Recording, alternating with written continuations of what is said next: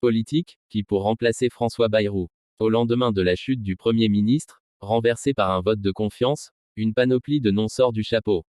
Et si c'était lui, et si c'était elle? Parmi les profils les plus cités, figure celui de la présidente de l'Assemblée nationale Yaël Braun-Pivet. Invitée de RTL ce mardi 9 septembre, elle n'a pas démenti les rumeurs, se disant même prête à relever le gant. Je ne rechigne jamais devant les obstacles et les difficultés, a assuré l'élu des Yvelines. S'imagine-t-elle quitter la présidence de l'Assemblée? Évidemment. Parfois on me dit que l'hôtel de Lassay est confortable et que je ne veux pas le quitter. Eh bien si, je ne suis pas une assise, je suis capable de prendre des risques.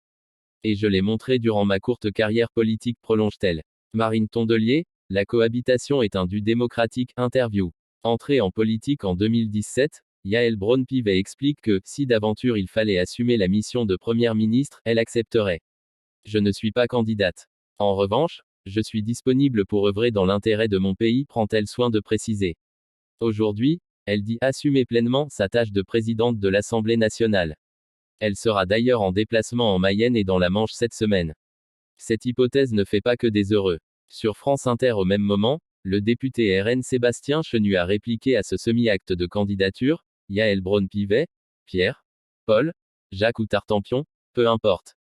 Si c'est la même ligne politique qui est portée, ils auront le même résultat, les députés RN censureront.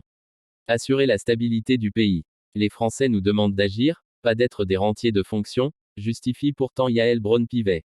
Quelle que soit la place qui est la mienne, je serai là pour assurer la stabilité du pays. L'éphémère ministre des Outre-mer a été reçu plus d'une heure par Emmanuel Macron à l'Élysée le 8 septembre, quelques heures avant la chute de François Bayrou. Comme ce fut le cas il y a quelques jours pour la rencontre du chef de l'État avec le président du Sénat Gérard Larcher, la teneur des discussions est restée secrète. Mais pour la principale intéressée, l'urgence n'est pas de déterminer qui va animer l'équipe. La question est plutôt de savoir pourquoi faire, indique-t-elle. Il faut d'abord se mettre d'accord sur le programme d'action. Le temps presse. Le chef de l'État a fait part de son intention de nommer un nouveau Premier ministre dans les tout prochains jours.